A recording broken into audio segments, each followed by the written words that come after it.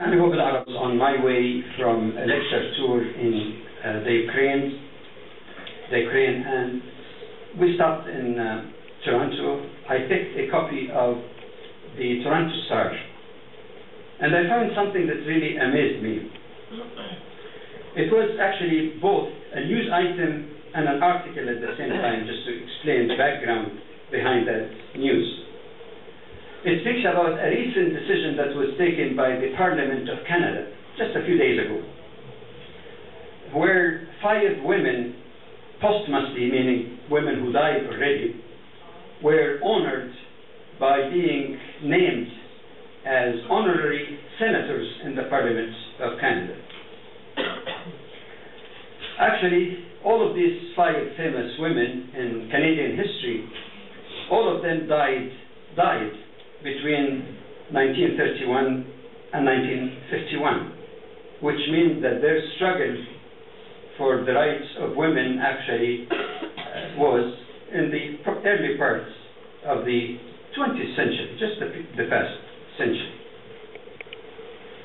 In a way, this was a kind of recognition of their contribution, and you know what is the most important contribution? That can be found, amazingly, is in the subtitle of the article. The article simply says, famous 5, meaning 5 women, famous 5 named honorary senators. And the subtitles, look at this, celebrated 80 years, 80 years after battle to have women recognized as persons. They were not struggling for something big as later on when even it went too far. They were simply struggling that in the definition of the then Canadian Constitution, it was called the British North America Act that was passed in 1867. Because in that act, apparently, the definition of a person was exclusively males, not females. They were struggling just to be considered persons, human beings, in the legal definition of the Act. They went to the Supreme Court of Canada, and they did not succeed. And they had finally to go to, at that time, the highest authority. Now the highest authority is the Supreme Court. At that time, since Canada was part of the British Crown, they had to go to the so-called Privy Council, which was the ultimate authority, like the body that's representing the Queen of England at the time. And finally, it was accepted that women also are persons. It's rather curious. More curious than that is a booklet that was written about 40 years ago by a Muslim author, in which he found that in his research that in the so-called Dark Ages in Europe, there were big debates, not only among philosophers or sociologists, but even including people of the highest positions in the religious community in Europe. And the basic argument is to answer that philosophical question, philosophical theological question.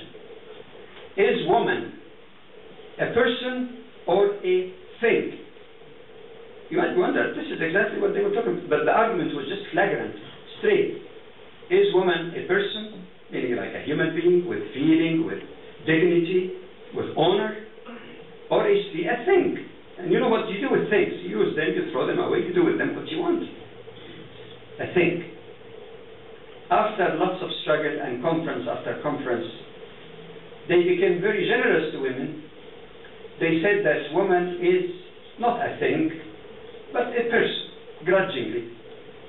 But she's a person who's created exclusively to serve man. And that was the ultimate of generosity. And you look more than 13 centuries before that argument, if you take also the Canadian argument, and also maybe in some other European countries, that, like I said, extended to the 20th century, the past century. So we're talking about a time gap of nearly 13 centuries that the Quran has given us an amazing answer to this amazing and strange kind of debate, and that is the position of women from the spiritual and human perspective. But before we get into that, which I chose even on my flight back to Halifax on Monday, that two important things need to be distinguished in our understanding of Islam. First is to draw a clear line between cultural practices and presumptions that are found in many Muslim countries or among some Muslims, and the pristine teaching of Islam that are understood correctly and in an integrated, not piecemeal way, in an integrative way, as found in the two primary sources of Islam, the Quran and the sound and authentic Sunnah of the Prophet sallallahu alaihi wasallam.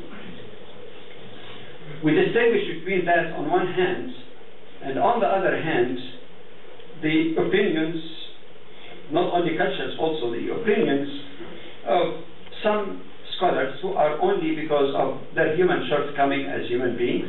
They're not infallible as the prophets are. And their opinion that has been shaped, at least in part, by the cultural circumstances and customs and environment in which they were raised. It could be correct in some cases. It could be contrary to the teaching of the Quran and others. So, as many of the early Sahaba, the companions of the Prophet ﷺ and the great scholars after him, they said, you can accept or reject from anybody's statement except for one, صاحب هذا القبر, the one who's buried here, and they refer to the Prophet sallallahu alaihi wasallam. And no one, no Sahabi, no companion of the Prophet, no great leader of school of jurisprudence ever claimed that they are infallible and their opinion is not subject to any review or challenge, even on the basis of the Quran and Sunnah, because the Quran and Sunnah was their source, and they did their ijtihad, and Allah reward their ijtihad to the best of their abilities, but can never be equated with the clear and decisive text of the Quran and the sound Sunnah of the Prophet sallallahu alaihi wasallam.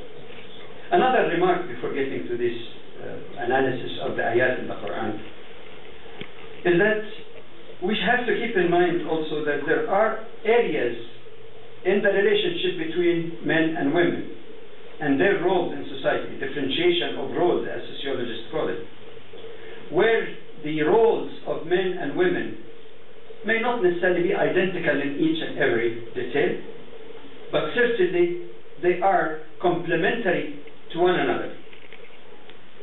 So the difference or diversity here is difference of integration, interdependence, and interrelatedness that is dictated by some specific areas of difference in the nature of male and female, physiologically, psychologically, and the requisite of maintaining the stability of family in Islam. And the Quran refers to that, as you know, in Surah Al-Layl, that Allah says that He created the male and female. It says, "Inna sa'yakum lashatta." Your pursuits are different. There might be a great deal of similarity between the pursuits of men and women, but also there are areas of specificity, and I have referred to that a little earlier. This kind of innate, natural, scientifically acceptable differences between male and female are qualitative differences, are differences of complementarity, not difference in superiority, nor in the status, the humane status, spiritual status, and nature of men and women.